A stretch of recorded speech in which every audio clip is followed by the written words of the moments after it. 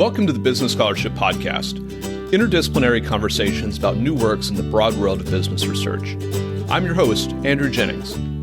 If you like what you hear today, please consider subscribing to the podcast or sharing with others who might like it too. And if you have ideas for future episodes, let me know. My email address is andrew@andrewkjennings.com, and I look forward to hearing from you.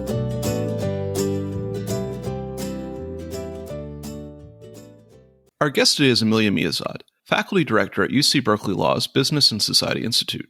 We'll be discussing her article, Prosocial Antitrust, which is forthcoming in the Hastings Law Journal.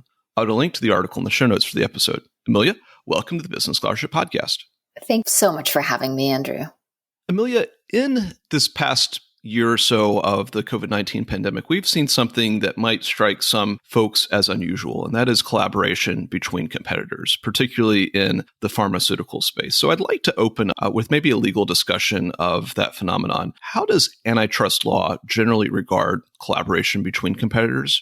Does it matter if collaboration is intended to reach socially spirited ends, like we want to produce more vaccines versus we want to engage in cartel behavior? Does that distinction matter? And then maybe let's talk a little bit about how antitrust schools think about competitor collaboration. Does it matter whether we are talking to somebody from the traditional Chicago School of Antitrust or the more insurgent Neo-Brandeisian school? Do they see competitor collaboration differently, or do they have a consensus view on that?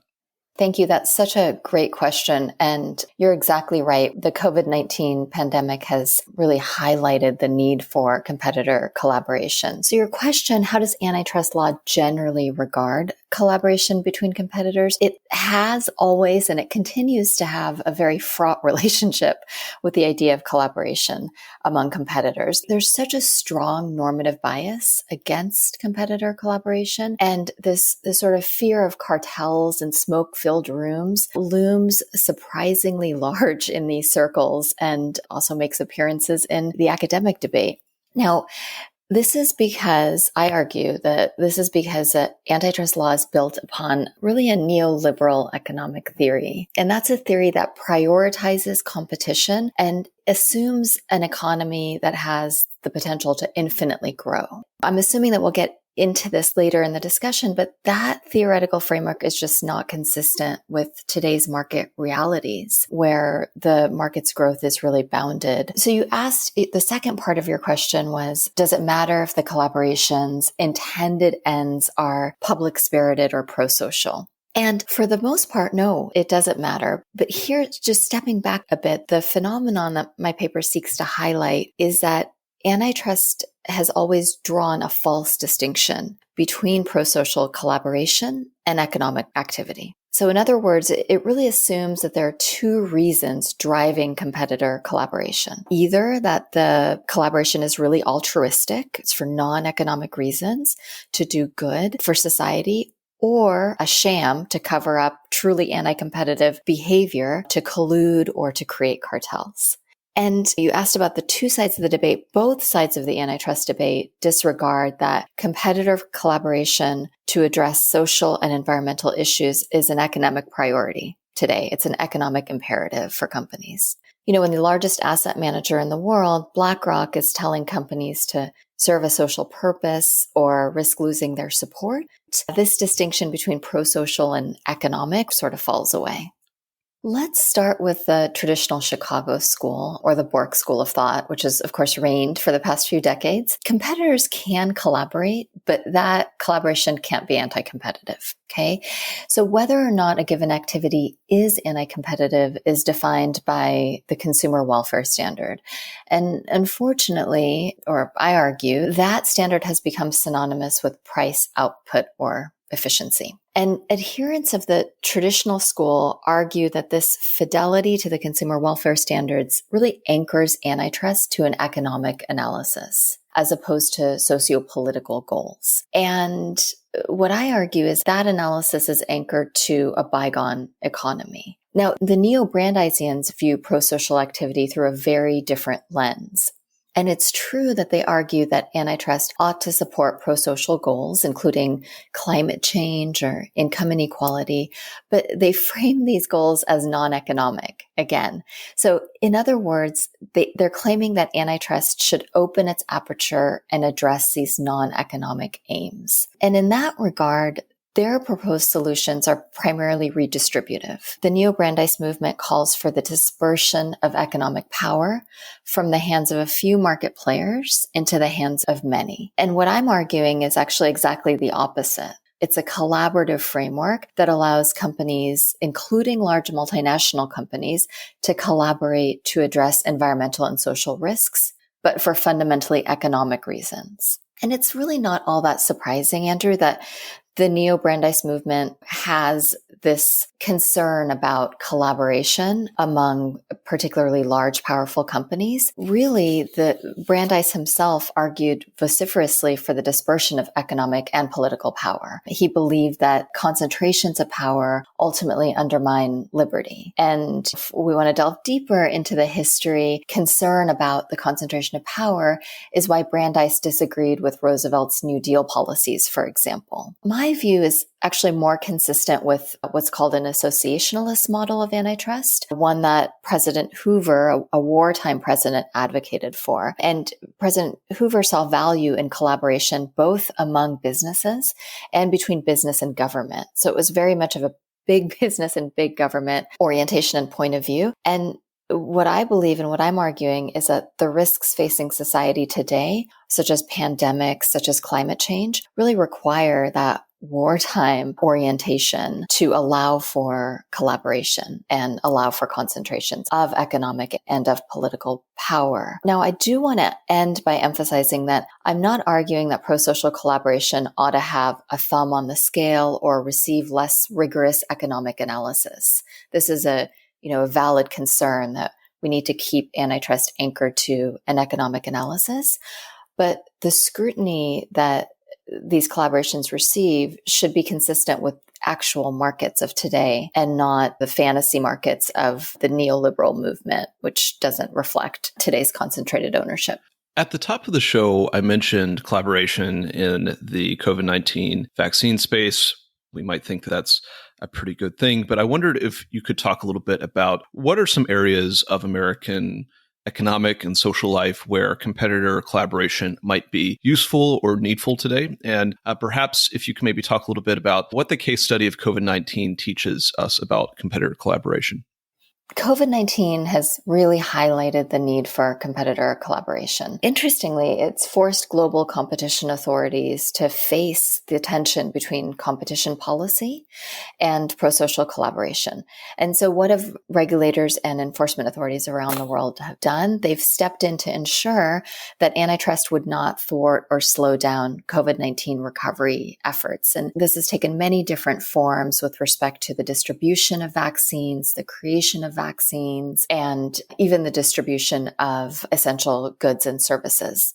Now, the European Commission published a temporary framework that recognized cooperation between competitors could ease COVID-19 related shortages of products and services. In the U.S. antitrust agencies acted to encourage pandemic related collaboration by creating an expedited response to a business review letter. And some competition authorities around the world have recognized that this might also need to be extended for the climate crisis, although the U.S. has not gone that far yet. COVID-19 has put this issue, this tension, really in the center of the public antitrust debate.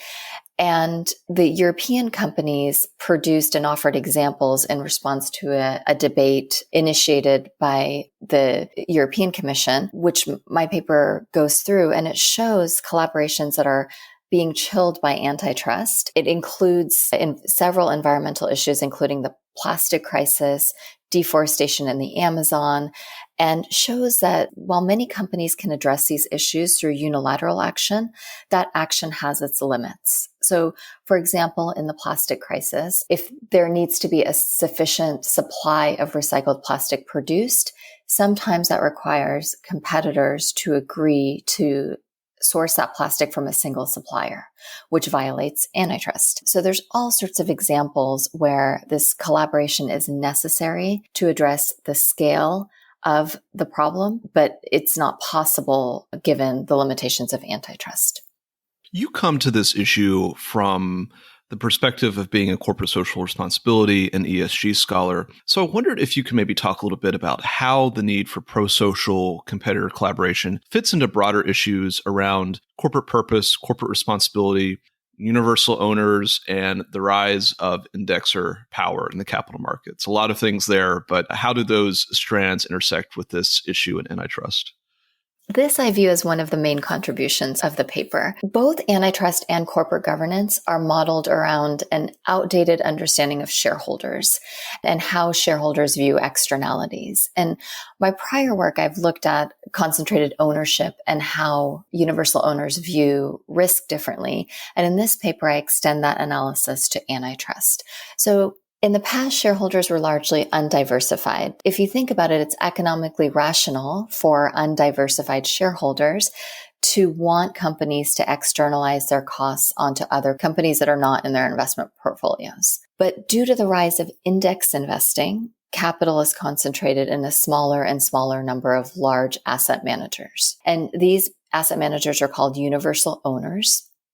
And they have a profoundly different calculus with respect to negative externalities. So first, let's take a moment to put this concentration into perspective and put some numbers to this. The big three asset managers, BlackRock, State Street, and Vanguard, are the largest shareholders in 40% of listed companies and 90% of all companies in the S&P 500s. And their power is also increasing.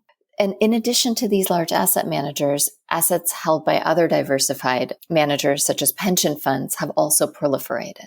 According to just basic modern portfolio theory, diversification immunizes investors from idiosyncratic risks. By putting their eggs in multiple baskets, they're less susceptible to a crisis at a particular company. But the corollary of that is that they remain susceptible to portfolio-wide risks, like climate change. And so as a result, these universal owners, met with a lot of cynicism, are the most vociferous advocates of social and environmental initiatives. And interestingly, this really was a historical accident. Index investing wasn't created to address climate change, but it's doing exactly that. And that's because the economic incentives of these universal owners wants to protect against systemic risks that affect the entire economy because these universal owners are invested in the entire economy. And we are seeing this phenomenon play out in really incredible ways. Just recently, we saw BlackRock and CalPERS vote to replace 3 out of 4 directors on Exxon's board. And the important thing to remember is that their vote against Exxon's directors is fundamentally an economic one because climate change is a systematic risk to their portfolios.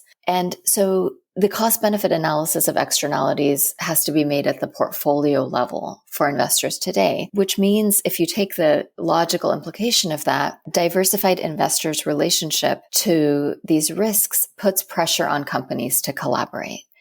And that's true even if that collaboration will reduce profits at any particular firm. So if a firm is externalizing their costs onto the rest of the universal owners' portfolios, it makes sense for them to collaborate with other companies to address those risks, even if that means that their stock price will suffer. If normatively we accept that pro-social competitor collaboration is to be desired, is to be encouraged, I wonder if we could talk about the practicalities of that issue. Do existing antitrust doctrines or enforcement safe harbors like the DOJ and the FTC's competitor collaboration guidelines, do they allow for the kind of competitor collaboration that you call for, or does something need to change either in doctrine or enforcement policy? So that's a great question. And there are really 2 things at play. The first is that pro-social collaboration that would in fact be consistent with existing competitor collaboration guidelines is also being chilled. And that's because of the normative orientation against collaboration. Now, that's not a legal barrier, but addressing that will require a massive cultural reform.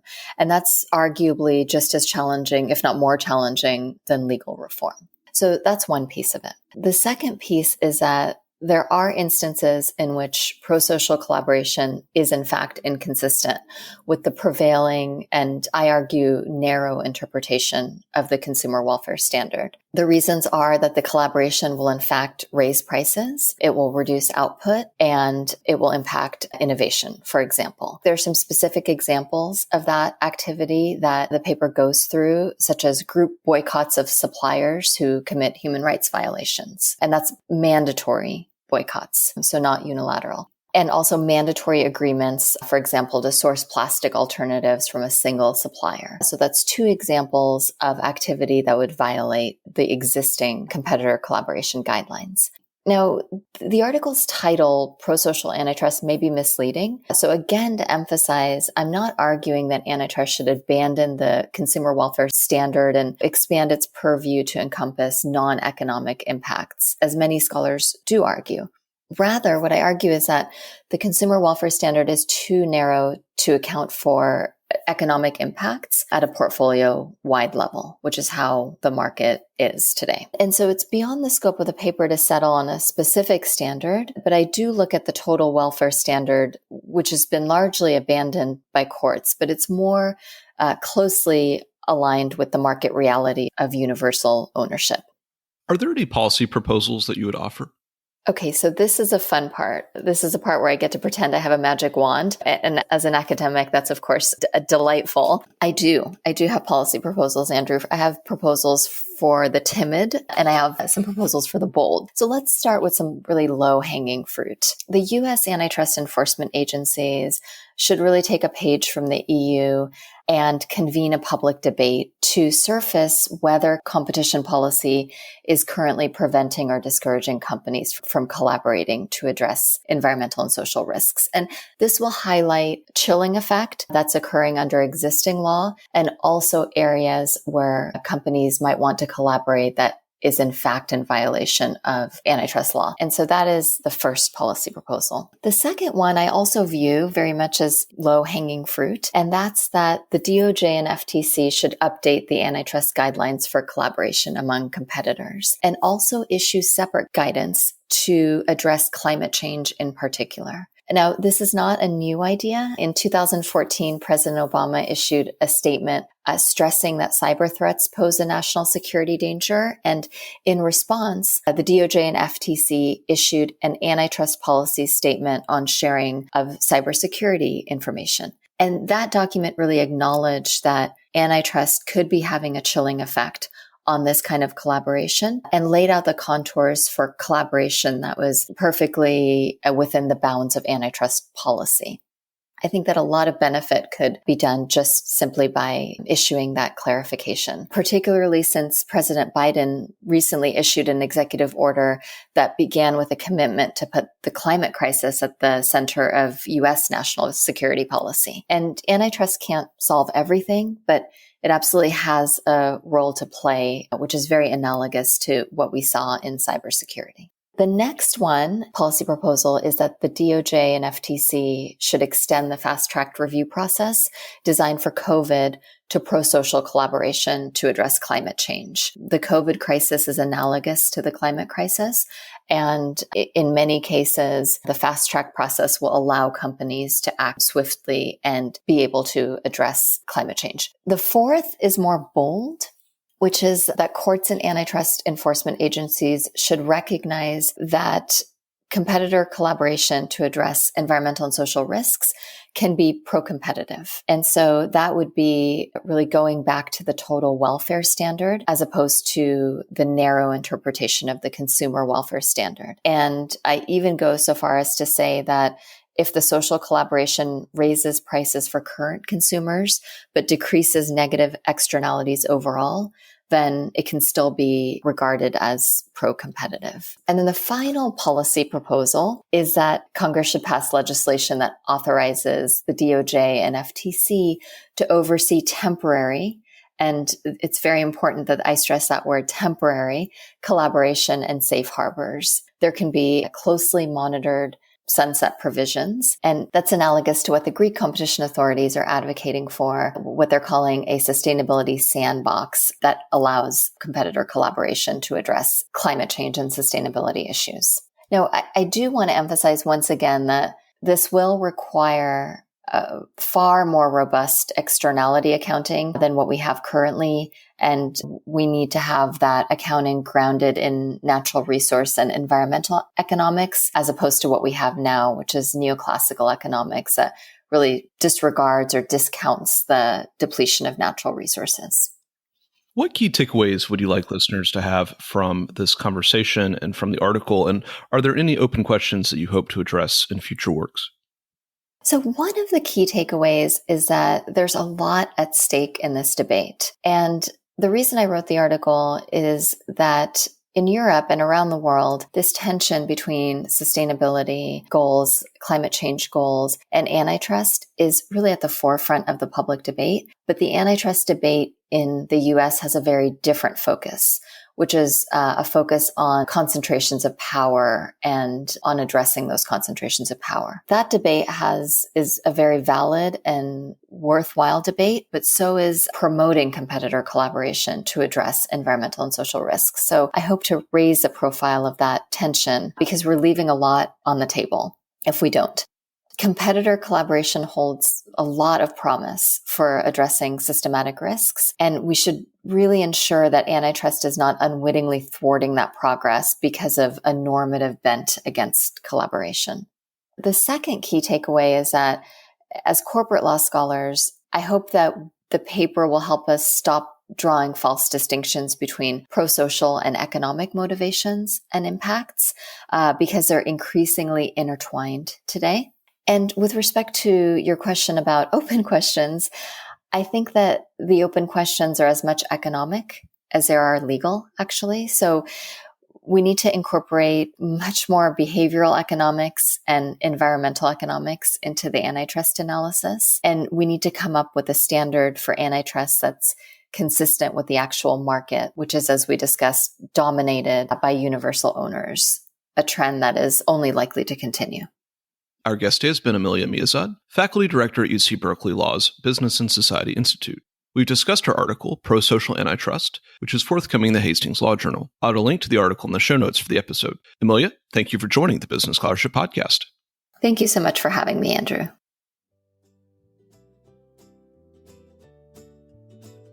Thank you for listening to another episode of the Business Scholarship Podcast. If you like what you heard, please consider subscribing to the podcast or leaving a rating on your favorite podcast app, or let other people know about it too. If you have suggestions for future episodes, please let me know. My email address is andrew@andrewkjennings.com, and I look forward to hearing from you. Until the next time, I'm your host, Andrew Jennings.